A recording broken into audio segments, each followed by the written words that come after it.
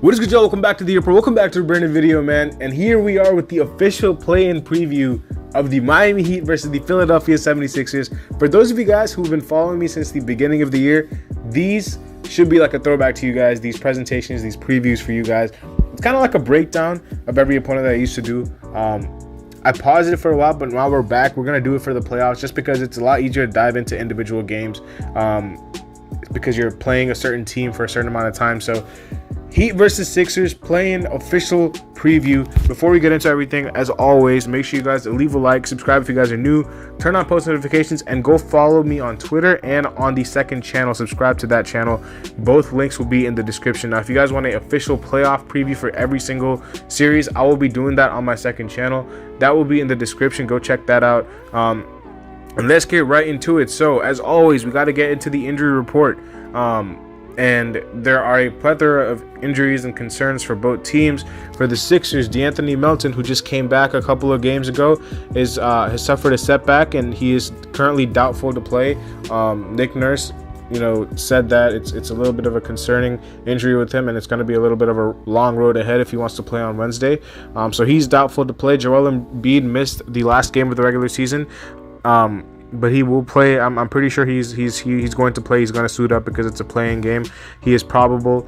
Is he 100%? I'm not too sure, but he is probable to play. Robert Covington has been ruled out for the remainder of the season for the 76ers. He is no longer going to be playing for the Sixers this season. And KJ Martin is questionable for them as well. For the Heat, a lot of injuries. Obviously, Jay Rich is out for the whole season, but we have Kevin Love with his injury that he suffered yesterday is questionable. And then obviously Terry Rozier and Duncan Robinson are both questionable as well. Not really sure, the status on those two injuries with Terry and Duncan. Terry has a neck injury. If I had to kind of bet on who I think would come back sooner, it'd probably be him.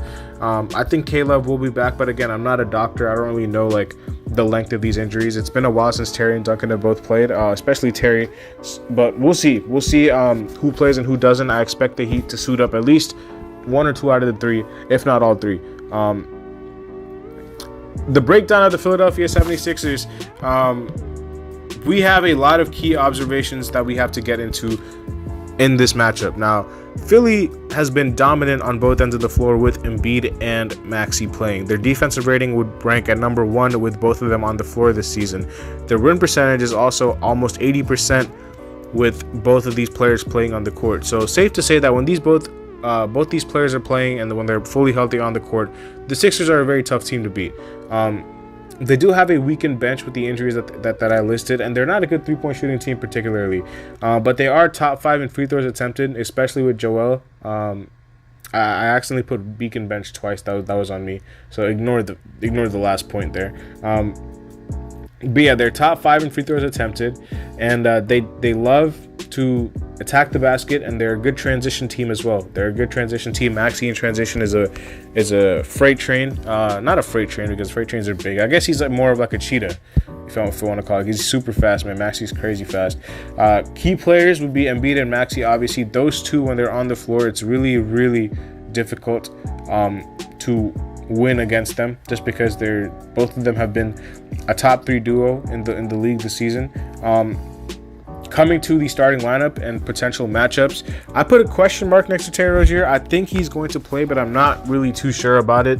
If not, expect the Heat to roll out the same starting lineup that they have been rolling out, with Hero at point, and then Jimmy, Caleb, Jovic, and Bam. The Sixers have been running a little bit of a smaller lineup. Not really used to seeing them run a smaller lineup, but Lowry, Maxey, Oubre, Tobias Harris, and Joel Embiid will probably be the starting lineup in all likelihood, especially with no Melton. You maybe could make an argument for a Batum over Oubre. Maybe that could be the case, but I think Oubre will start. We'll see. I mean, it could be either Oubre or Batum.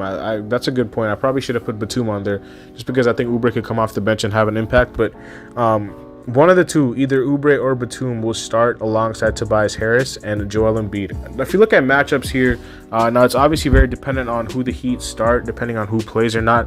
I think even if Duncan Robinson is fully healthy, I think Tyler will get the nod over him. And I think that Duncan, if he plays, will come off the bench for the remainder of the year just because Tyler's in a rhythm right now.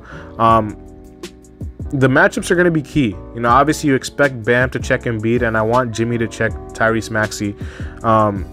The problem is that if Terry Rozier plays, you know, you have two players you have essentially two smaller guards on the Heat side that they can attack. But on the flip side, we also have Lowry and Maxey on the other team who's undersized as well. So I'm interested to see what Spoelstra does with the defensive matchups. I'm going to get to what I think he should do in the keys to the game.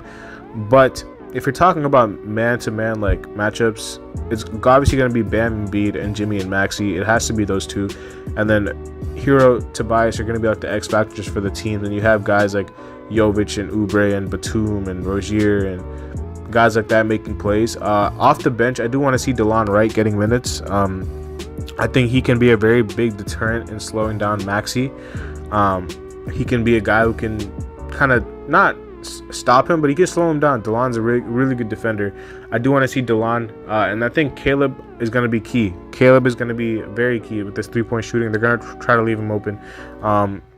Getting to the keys of the game, we have the first point is who's going to be playing for Miami. We don't really know who's going to be suiting up.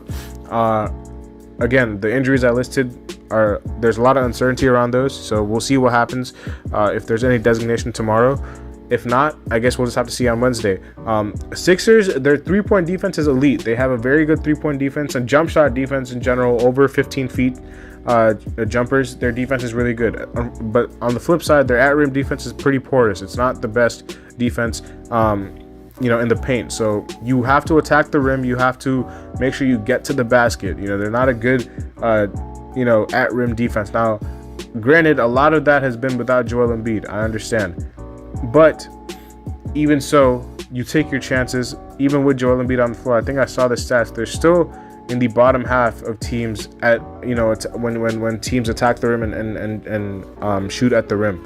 So the three-point defense is really good. They scramble on the perimeter. Nick Nurse loves to pack the paint in. So you're gonna see the Sixers pack the paint, but after they pack the paint, they're gonna scramble out, and they're gonna make sure that they get the ball out of Jimmy and Bam's hands, and they're gonna try to run off three-point shooters, which is why their three-point shooting defense is so good.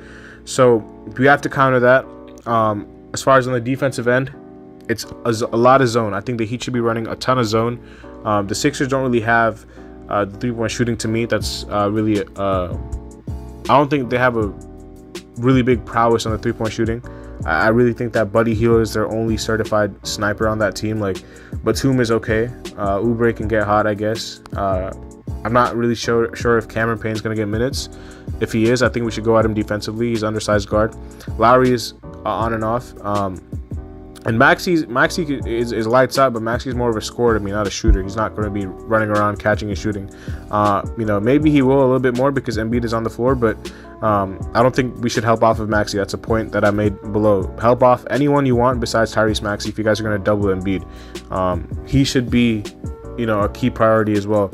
We should not let Embiid get to the free throw line. We have to make sure we don't fall for any of his fakes. He's going to try to flop and sell calls, and we cannot put him on the free throw line. We cannot have Bam Adebayo get into foul trouble, especially if Kevin Love is questionable. I don't really want to see Thomas Bryant out there getting a ton of minutes on Embiid. We should have an advantage off the bench with Caleb Martin, potentially Duncan Robinson, DeLon Wright, Patty Mills. The scoring off the bench for the Heat, I think. And then obviously I think Haywood Highsmith will get his turn, as you see on the picture, on a guy like Tyrese Maxey defensively. So I think we should have a good advantage off the bench, especially with their injuries as well. And then last but not least, we need playoff Jimmy. Playoff Jimmy is key, man. We need him to show up. All the noise, all the narratives about him from the start of the year. It's been up and downs with this fan base with him. Some fans have turned on him. Some fans still remain loyal to him. No matter what it is, we need Jimmy to just tune out all that noise. This is his time of the year. This is where his season really starts. No matter what he did in the regular season, everything that he did in the regular season, if it was bad, all of that can be absolved with a good playoff performance this year. So we just need him to play. We don't have to have him average 40 points a game, but just play like playoff Jimmy will be fine. And I think we will win this game. So let me know your score predictions down below. Let me know what you guys believe that the score will be. Again, I think this is a must win just because it'll set us up for a lot more of a favorable matchup. No disrespect to New York, but I think Boston's a much tougher matchup than New York. So you don't want to fall down and potentially fight for an 8 seed playing a team like the Celtics. And even so, you might not even make it to the 8 seed if you guys lose this game, because who knows, a team like Chicago or Atlanta could get hot and beat us again. So this is a must win. I don't care what anybody says. I understand we still have another playing game if we lose this one, but I don't want the team to think like that. I want the team to show up. I don't want them to show out. 76ers are favored. I think this team thrives when they're underdogs, when they're not counted on. So I want them to carry on that underdog mindset. I want them to shut people up, and I want them to prove that we are a legit team. And yeah, man, we'll see what happens. Again, leave a like, subscribe, and comment down below. I'll see you later as always. Peace.